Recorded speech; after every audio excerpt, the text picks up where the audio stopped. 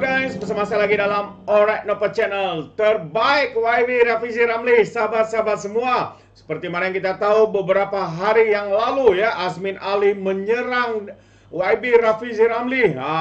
Berbagai-bagai serangan, berbagai-bagai kenyataan yang dikeluarkan oleh Azmin Ali yang ditujukan kepada YB Rafizi Ramli. Menyerang kononnya berbagailah tuduhan ataupun serangan yang dilakukan. Jadi hari ini sahabat semua, saya mau kita mendengar jawaban balas yang pedas dan padu daripada YB Rafizi Ramli ya, berkaitan dengan serangan yang dilakukan oleh Azmin Ali ini. Jadi tanpa membuang masa, saya mau membawakan kita untuk menonton video jawaban balas ya daripada YB Rafizi Ramli berkaitan dengan serangan daripada Azmin Ali ini. Jadi sebelum kita tonton, jangan lupa juga untuk terus support Alright Nopo Channel dengan cara tekan butang subscribe, like, dan share. Mari kita tonton bersama jawaban balas daripada YB Rafizi Ramli.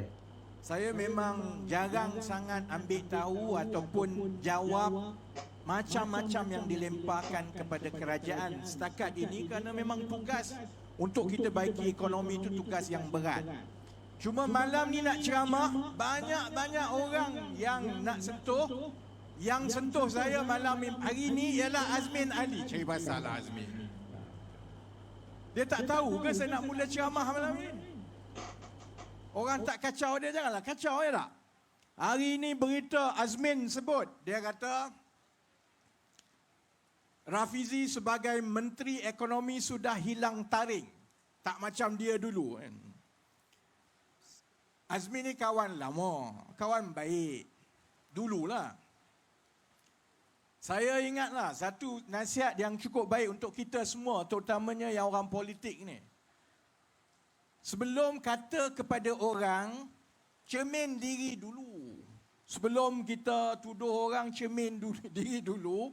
Cuma saya teringat jugalah kalau cerita cermin ni, cakap ke Azmin, cermin memang tak pakai sebab dia selalu kabur dan sama-sama. Dia kalau dia tengok cermin tiap-tiap hari pun, walaupun dia duduk kat cermin, dia tak nampak semua kabur dan sama-sama. Jadi saya tak terkejut lah. Dia kata bahawa, yalah, sejak saya jadi menteri, kita jadi kerajaan, hilang taring, dia kata. Saya nak beritahu dia soal diam ataupun nampak tak bising. Bila jadi kerajaan ni tugas kita banyak, dan saya memang sebut daripada awal bahawa pada masa awal ini kita kena tumpu kepada usaha membaiki ekonomi negara. Jadi saya tak nak layan sangat soal politik ini. Tapi kalau saya jadi Azmin lah, paling kurang lah sebelum tuduh orang lain hilang taring, paling kurang saya cermin diri, sebab saya nak beritahu, aku hilang taring pun paling kurang aku menang pilihan raya. Paling kurang saya menang majoriti besar. Yang kalah pilihan raya walaupun taring banyak adalah Azmin Ali lah. Tapi yang penting ialah bila kita jadi pembangkang, tugas kita berlainan. Bila kita jadi kerajaan, tugas kita berlainan. Tugas sebagai kerajaan ialah kita mentadbir dan kita kena selesai masalah. Dan memang kita warisi masalah yang banyak. Masalah itu saya tak payah ulang banyak pun rakyat tahu. Masalah di peringkat kerajaan, masalah yang sekarang ini melanda rakyat, masalah di peringkat antarabangsa, semua ini perlu diuruskan. Kalau jadi kerajaan, tugas kita, baik yang di negeri, baik di kerajaan persekutuan, ialah kita kena menyelesaikan masalah.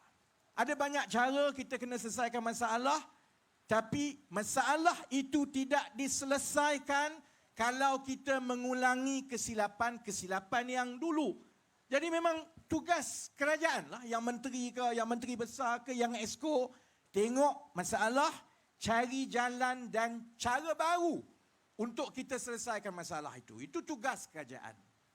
Tugas pembangkang ialah mengawasi kerja kerajaan. Ada dua cara untuk kita mengawasi kerja kerajaan. Yang ini saya nak sebut kepada Azmin, kepada Muhyiddin, kepada kawan-kawan dalam PAS. Kami lama jadi pembangkang. Daripada pembangkang sampai kami menang jadi kerajaan. Kami nak ajar sedikit sebanyaklah. Berkongsi pengalaman macam mana nak jadi pembangkang yang baik dan berfungsi. Satu tugas pembangkang, bila kita kata mengawasi peranan dan juga prestasi kerajaan, pertama, ialah tengok dia buat kerja. Kalau ada penyelewengan, kamu bawa penyelewengan itu.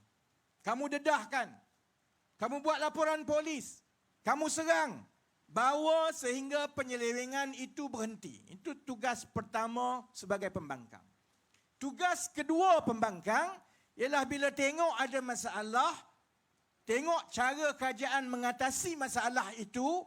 Kalau kamu rasa cara itu tidak kena, tidak berkesan, salah. Kamu kena bawa alternatif, pandangan lain macam mana kamu akan selesaikan masalah. Kalau kamu kata harga barang tinggi, macam mana kamu nak selesaikan masalah harga barang tinggi? Kalau kamu kata kerajaan tidak boleh mengawal atau mewujudkan peluang pekerjaan, ceritalah kepada rakyat macam mana kamu nak buat. Sebab itu malam ini, walaupun mungkin yang biasa dengar ceramah saya kata, bosan lah malam ini, dia cerita macam benda-benda, tak ada skandal, tak ada lawak, tak ada itu dan tak ada ini. Tapi saya harap saudara-saudari, bagi saya ruang 30 minit, saya ingat nak sambung sampai pukul 12.30. Tapi esok saya kerja. Dulu saya tak kerja, tak apa. Esok saya kerja, jadi saya kena balik awal lah. Esok kena masuk office, pukul 7.30 dah kena masuk office ni. Baik, bagi ruang kepada saya, untuk saya jelaskan sebenarnya perbandingan di antara pembangkang dengan kerajaan. Supaya dengan perbandingan ini, baru saudara-saudari, pengundi-pengundi boleh buat keputusan yang lebih bermaklumat. Sebab kita tak nak yang berlaku ialah keputusan rakyat itu adalah berdasarkan emosi semata-mata. Emosi ini tak bawa kita ke mana-mana. Dan mana-mana parti yang kerjanya bila berkempen nak masuk pilihan raya, dia main emosi saja. Kalaupun dia menang pilihan raya, saudara-saudari, negara itu akhirnya akan kecundang. Saya tak cakap kosong sebab yang ini dah berlaku kepada United Kingdom. Kalau saudara-saudari yang mengikuti perkembangan antarabangsa ingat, tahun 2010, 11, 12 dahulu, antara perbalahan besar di negara United Kingdom ialah kedudukan UK di dalam Kesatuan Eropah. Yang orang duk sebut Brexit. Parti di sebelah kanan, parti konservatif, masa itu dia ambil pendekatan aliran kanan. Dia tak banyak beza dengan yang PN duk main sekarang ni lah. Soal emosi, kalau kita kekal dalam Kesatuan Eropah, maka pendatang asing akan datang. Kalau kita duduk dalam Kesatuan Eropah, lagi ramai nanti orang minoriti yang beragama Islam ini, nanti lagi banyak masjid keliling kita. Jadi akhirnya, yang di sebelah kerajaan, yang di sebelah lawan masa itu, termasuklah parti buruh, mereka mempertahankan kita kena duduk dalam Kesatuan Eropah ini kerana nadi ekonomi negara UK bergantung kepada mereka berada di dalam satu pasaran tunggal Kesatuan Eropah. Saudara-saudari semua tahu apa yang berlaku. Sentimen dan emosi itu dimainkan berkali-kali bahawa kalau kita tak keluar daripada Kesatuan Eropah ini, maka hancurlah kita. Tak keluar Kesatuan Eropah, pendatang makin ramai. Mak Saleh tak ada dah. Kita akan merempat di negara kita sendiri. Benda yang biasa kita dengar di Malaysia sekarang, bukan Malaysia je main ayat macam ni, Mak Saleh pun main juga. Akhirnya, bila dibuat referendum, memang betul rakyat yang termakan dengan emosi pada ketika itu mengambil pendirian untuk keluar daripada Kesatuan Eropah. Saudara-saudari tahu apa yang berlaku selepas UK keluar daripada Kesatuan Eropah. Keadaan ekonomi UK antara yang paling teruk sekali di antara negara-negara maju. Mereka dah bertukar berapa? Saya pun dah lupa kira berapa Perdana Menteri. Daripada David Cameron, tukar kepada Theresa May. Daripada Theresa May, tukar kepada, siapa Mamat tu? Boris Johnson. Daripada Boris Johnson, tukar kepada Perdana Menteri yang perempuan yang pegang rekod sebagai Perdana Menteri paling singkat dalam sejarah dunia, 42 hari. Nama dia apa? Tak ada orang ingat pun nama dia. Yang keempat, dan sekarang yang ada ni Rishi Sunak. Dalam tempoh lebih kurang 5 tahun, 6 tahun saja mereka bertukar 5 Perdana Menteri. Masalah ekonomi tak selesai dan sekarang ini bila ditanya balik kepada penduduk UK, rata-rata kata kami menyesal. Kalaulah kami dulu tidak emosi, kami buat keputusan secara bermaklumat, berfakta, kami tengok, kami sudah tentu tidak buat keputusan untuk menyokong mereka yang bermain emosi untuk bawa UK keluar daripada Kesatuan Eropah. Tapi nasi sudah jadi bubur. Bila berlaku krisis perang di Ukraine, bila berlaku krisis harga tenaga, negara mana yang harga elektrik, harga gas paling tinggi naik? UK. Bila berlaku krisis ekonomi akibat COVID, negara mana yang paling terkesan di Eropah? UK. Sebab keputusan yang berdasarkan emosi yang dibuat oleh rakyat pada ketika itu tidak disandarkan kepada fakta, kepada ilmiah, kepada perbandingan yang betul. Jadi negara kita, Malaysia, negeri seperti Negeri Sembilan, berada di persimpangan yang tak banyak beza yang pernah dilalui oleh masyarakat-masyarakat lain termasuk UK. Iaitu kita perlu memastikan masyarakat dan negara ini berubah dalam keadaan cabaran ekonomi dalam negara dan cabaran ekonomi dunia semakin mencabar. Kita ada dua pilihan, saudara-saudari. Satu, untuk saudara-saudari ikut emosi, terutamanya yang Melayu, yang muda. Sekarang dah terbalik dah, Amin. Dulu masa kita jadi pembangkang daripada 1998, yang banyak sokong PKR lah dan juga parti-parti pembangkang pada ketika itu adalah yang muda. Sekarang dalam PRU yang lepas dia dah terbalik. Sebenarnya yang banyak sokong kepada Perikatan Nasional sekarang ni di kalangan orang Melayu, dia lebih di kalangan orang muda. Kalau umur itu 30 tahun ke atas, dia memang banyak yang menyokong Pakatan Harapan. Paling mengejutkan termasuk di Negeri Sembilan, yang banyak sokong Pakatan Harapan di kalangan orang Melayu ini adalah yang berumur 60 tahun ke atas. Ni ada ni kopiah semua ada kat depan ni. Sebab dia begini. Sebabnya semakin yang tua ini melalui 10, 15, 20 tahun, mereka dapat merasakan sendiri cabaran-cabaran ini. Mereka boleh nampak bahawa ada benda yang perlu diperbetulkan dan kita kena cari kaedah baru. Sebab itu saya ulang malam ini, saya nak ambil masa untuk bagi perbandingan. Kalau ini masalahnya yang dihadapi negara dan rakyat, apa yang sedang dibuat dan bagaimana pendekatan Kerajaan Perpaduan, PHBN dan rakan-rakan yang lain, apa cadangan pembangkang Perikatan Nasional untuk selesaikannya ini. Sebab saya yakin kalau buah fikiran kita secara logik dan ilmiah menilai secara berfakta, insya-Allah saya yakin kita akan menang besar di Negeri Sembilan dalam pilihan raya negeri kali ini. Baik, kita mula dengan perkara pertama. Perkara pertama ialah soal kemiskinan. Dalam masyarakat kita, kita ada miskin tegar. Miskin tegar ini ialah mereka yang pendapatan bulanan bawah RM1,200 sebulan. Sebab kalau ikut kajian, perangkaan dan juga dasar kerajaan, untuk kita hidup paling minimal lah, satu isi rumah tu kena ada RM1,200 sebulan. Untuk bayar baju sikit, makan sikit, RM1,200. Kita ada masalah kerana masih ramai lagi isi rumah yang berada di bawah RM1,200. Kita ada golongan yang besar yang pendapatannya bawah RM4,000 sebulan. Terutamanya yang duduk di kawasan bandar dan pinggir bandar macam Seremban. Sebab bunyi banyak, RM3,000, RM4,000.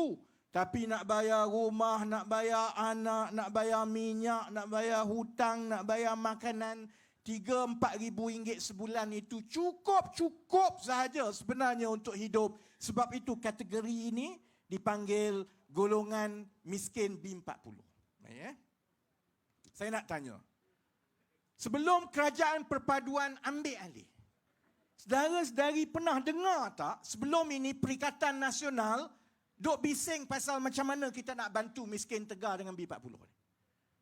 Saya masuk kerajaan dengan Datuk Seri Anwar, antara perkara pertama yang kami lihat ialah apa nak buat. Dan kami semak, adalah situ sana sini sikit, tapi dia tidak ubah seperti melepaskan batuk di tangga.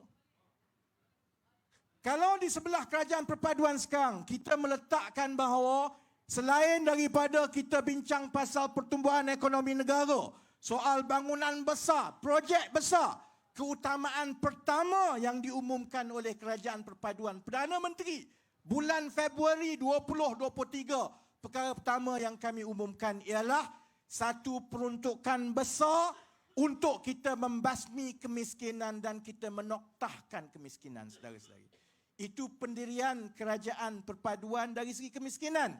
Kita letak sasaran jelas, membasmi dan menoktahkan kemiskinan adalah tumpuan utama.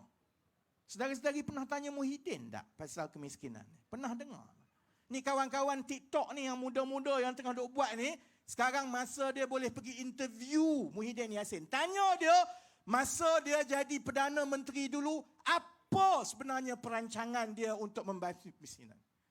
Zaman COVID, bila orang susah, tak boleh makan, sampai kena angkat bendera putih. Saudara-saudari ingat tak apa jawab Muhyiddin Yassin? Dia pelekehkan saja benda ni. Dia kata, alah ini tak ada lah. Baik angkat bendera biru, PN saja. Itu reaksi seorang yang kini nak jadi Perdana Menteri balik berbanding dengan muasabah kami dalam Kerajaan Perpaduan yang kami sedar. Walau macam mana hebat pun kamu kata, tumbuh ekonomi besar macam mana pun, tugas pertama satu kerajaan ialah menjaga golongan yang paling susah, iaitu miskin Tegar. Macam mana kita nak basmi? Kita bangunkan dasar yang menyeluruh di peringkat kebangsaan. Kita pastikan bahawa kerajaan tidak cukup dengan hanya bagi bantuan saja, tapi kerajaan kena pastikan bantuan itu dalam bentuk infrastruktur dan juga dalam bentuk peluang menjana pendapatan. Apa yang kita pernah dengar daripada Haji Hadi? Pernah dengar tak Haji Hadi cerita macam mana nak tolong miskin Tegar supaya dia keluar daripada kemiskinan? Saya berani sebut sebab saya dah semak, memang tak ada. Sedangkan bila kami ambil alih Kerajaan Perpaduan, pendirian kita begini. Wahai kerajaan, memang kerja ni susah, memang menoktahkan kemiskinan ini akan menjadi beban besar kita. Tapi apalah guna menjadi kerajaan kalau golongan yang paling lemah itu kamu tak bantu. Sebab itu pandangan kita dan kita laksanakan dengan kementerian walaupun tidak pernah dicuba sebelum ini, bahawa tidak cukup untuk bagi bantuan. Jangan bagi ikan sahaja, bagi joran. Ajar mereka cari pendapatan, bina keyakinan daripada golongan-golongan miskin Tegar dan B40 ini. Saya tahu awal-awal dahulu, orang PN dan pembangkang, dia pelekeh, dia kata, alah kamu, aku ingat bijak sangat. Rupanya kamu buat vending machine saja. Saudara-saudari, saya nak ajak fikir macam ini. Ingat tak dulu-dulu tahun 70-an, 80-an? Bila kerajaan nak bantu orang menjana pendapatan, kerajaan buat apa? Kerajaan bina arkid mara untuk bagi ruang berniaga. Kerajaan kemudian bagi gerai. Kerajaan bagi pinjaman untuk sewa pejabat ataupun sewa kedai. Masalah dia sekarang, sewa bangunan mahal. Tempat gerai ni kadang-kadang terhad. Kalau di Nagori pun, di Seremban pun, tempat itu kena pada tempat dia barulah boleh berniaga. Bagi dia dalam hutan, bagi gerai macam mana pun, tak laku. Jadi daripada satu dekad ke satu dekad, usaha itu mesti bertukar. Bezanya begini, orang yang miskin memerlukan satu tempat untuk mereka berniaga supaya orang boleh beli. Baik, Bila kami tengok dan semak, kita tengok kalau nak bina satu gerai mungkin 20,000. Kemudian cari tempat payah. Kemudian penyelenggaraan lepas itu 3-4 tahun dia jadi buruk, kena marah kat orang. Kemudian tempat-tempat itu makin lama makin jauh daripada tumpuan orang. Kalau nak bina kedai macam Akik Mara dulu lagi mahal. Satu jadi 300,000, 400,000 ringgit. Dan kami sedar kerajaan perpaduan yang ada ini mewarisi hutang 1.5 trilion. Kamu nak bina macam mana? Duit pun hutang yang banyak. Sebab itu kami fikir, sebenarnya tak perlukan bangunan pun, gerai pun. Yang kita perlukan ialah tempat menjual, asalkan tempat berniaga itu betul-betul tempat tumpuan orang ramai.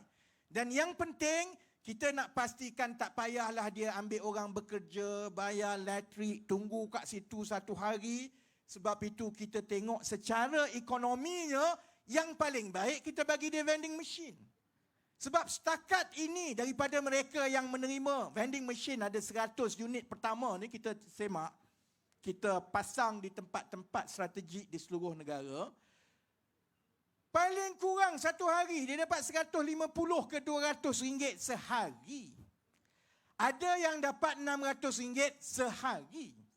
Ada yang dapat sampai 800 ringgit sehari. Dan dia tak payah bayar sewa, tak payah bayar elektrik, hatta dia tak payah duduk dekat situ pun. Jadi banyak yang dapat peluang ini dari kalangan miskin dan miskin tegar, dia buat dua kerja. Dia buat kerja lain, pagi dia pergi pasang, hantar makanan dia dulu, dia pergi buat kerja lain. Kemudian tengah hari habis diganti balik, maka dia dapat jana 2 pendapatan. Baik, perkiraan mudah untuk orang-orang yang tak reti mengira, yang pelekeh. Ini cara kita bantu rakyat. Bayangkan kita ada 5,000 penerima insya-Allah menjelang tahun akhir tahun ini. 5,000 penerima, 5,000 mesin di seluruh negara. Satu hari katakanlah paling kurang dia dapat 100 ringgit. Paling kurang lah. Sekarang ini paling kurang 150. Tapi kita kira purata lah, ada tempat mungkin jauh sikit dia dapat 100 ringgit. 5,000 mesin, satu hari setiap satu jana 100 ringgit tambahan pendapatan kepada orang miskin tegar dan miskin B40. Satu hari 500,000, saudara-saudari. Satu tahun, kalilah 500,000 kali dengan 365 hari, dia lebih kurang 150 juta ringgit tambahan kepada orang miskin. Ini lebih baik daripada kerajaan buta-buta bagi duit kerana mereka dapat pendapatan, dia yakin mereka belajar berniaga dan mereka akan dapat pendapatan bersih lebih kurang 1,000, 2,000, 3,000 ringgit sebulan. Bukankah itu cara yang lebih baik untuk kita tolong orang miskin? Daripada kita sembang, takutkan dia, oh Pak Cik, kalau Pak Cik undi UMNO ke, undi Pakatan ni habislah kita. Cina lah belakang di Kelantan ni. Ini untuk orang Kelantan yang tengah tengok ni, saya akan datang Kelantan. Dekatlah masa ni nak ceramah Kelantan ni kan. Bayangkan itu baru satu program. Ada program lain bila kita buat usahawan tani yang insya-Allah antara kawasan-kawasan yang banyak yang telah diberikan ialah di Negeri Sembilan nanti. Sama juga dulu. Kalau kita bagi bantuan 2,000, 3,000 ringgit, suruh dia bercucuk tanam, 2-3 bulan dia bercucuk tanam, lepas tu dia, tak larat dah, pokok tu matilah, baja mahal lah, macam-macam cerita, harga jatuh lah. Sebab itulah sampai kesudah kita masih lagi bergelumang dengan masalah tanaman makanan yang tidak mencukupi. Sebab itu bila kita tengok untuk tolong orang miskin, untuk pastikan bahawa bekalan makanan itu mencukupi di masa akan datang, kita kata kerajaan tak boleh lepas tangan setakat bagi 1,000, 2,000 suruh orang tanam pokok. Tak jadi. Apa yang kerajaan kena buat? Kita kena bina keseluruhan infrastruktur pertanian. Jadi petani sekarang bukan macam zaman dulu bawa satu cangkul je. Dia nak jadi petani, dia kena ada rumah hijau. Dia kena ada para-para. Dia kena ada wiring air, wiring elektrik. Dia kena ada fertigasi. Dia kena ada sistem komputer, pam air, pam baja.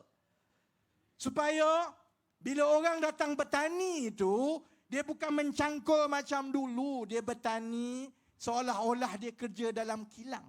Baru kita boleh kawal mutu tuaian.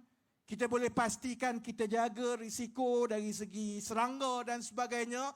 Barulah yang bekerja ini boleh kekal mengusahakan tapak-tapak pertanian. Kalau tidak, bagi kat dia tanah, suruh bagi dia RM2,000, suruh pergi beli cangkul, suruh dia cari tanah sendiri, suruh dia beli baja sendiri. Tak jadi sampai bila-bila. Jadi kita buat dan insya-Allah kita bagi setengah atau suku ekar setiap seorang penerima.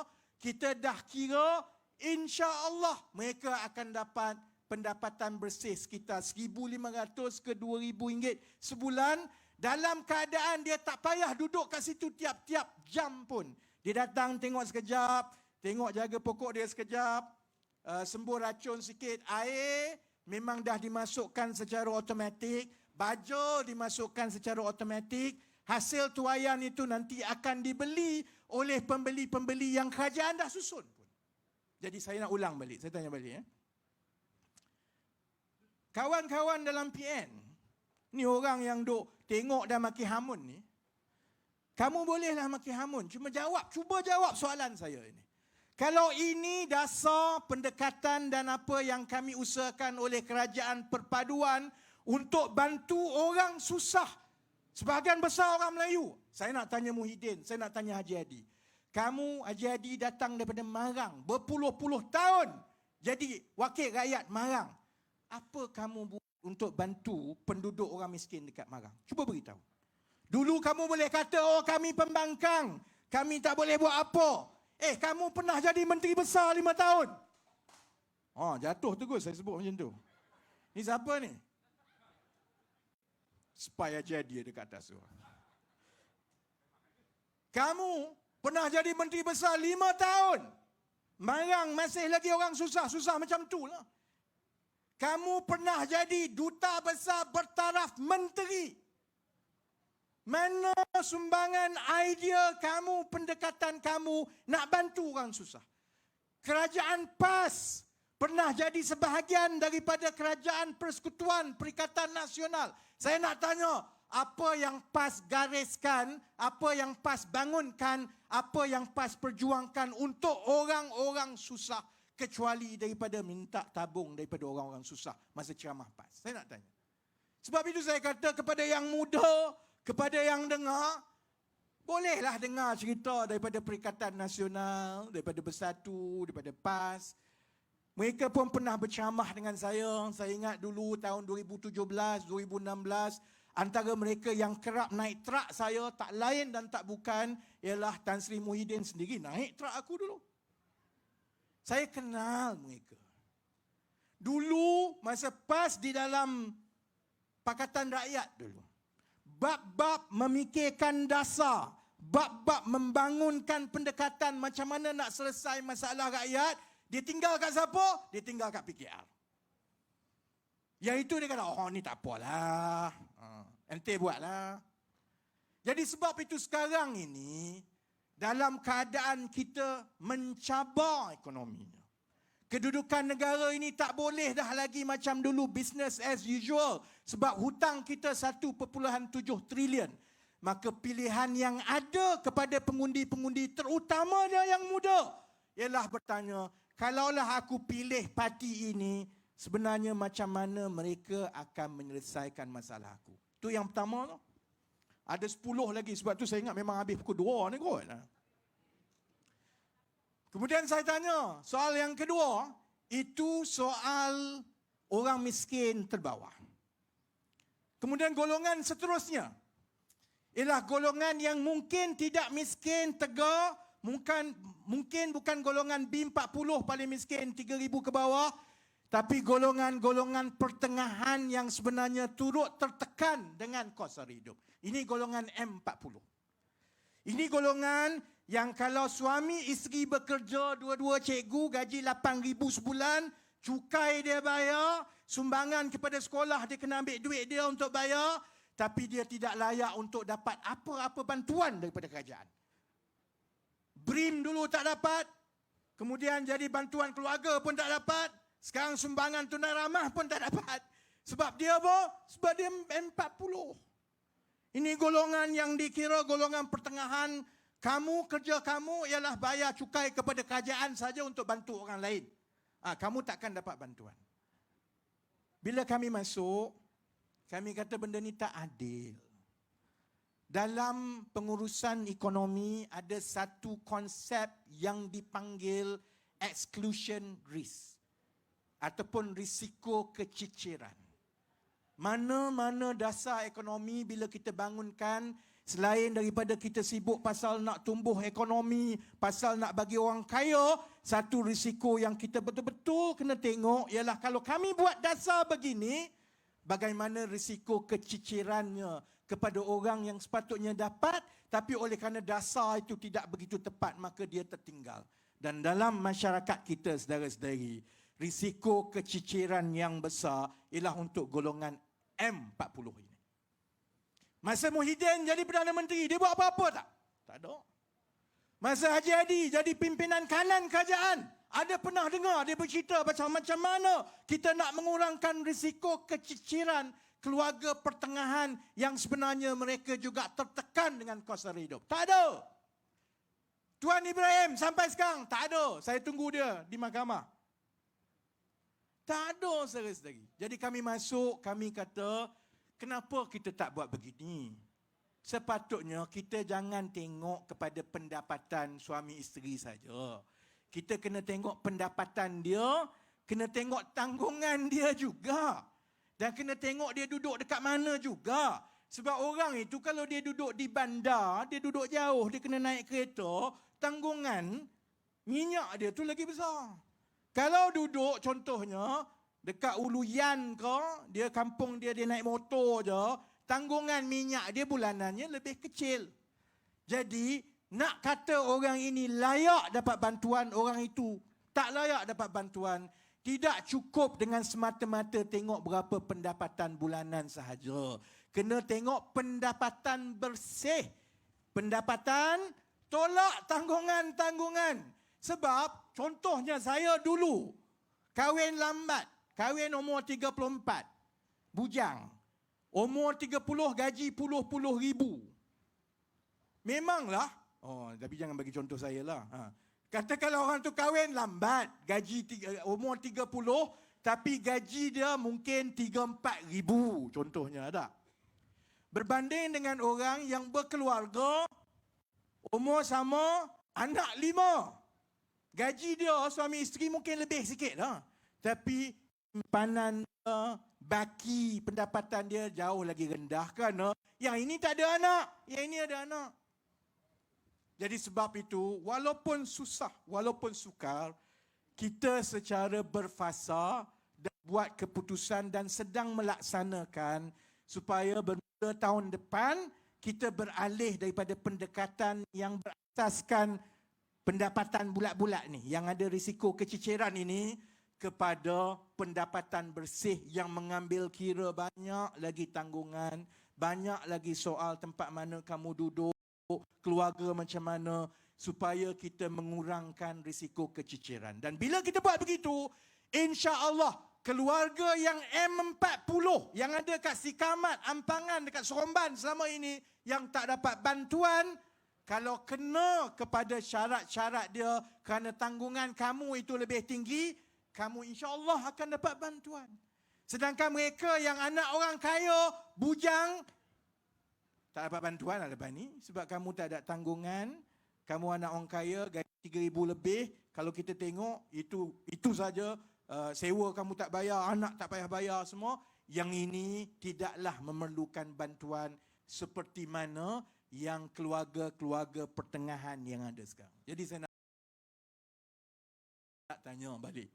Itu dua benda saya sebut. Satu, miskin tegar B40.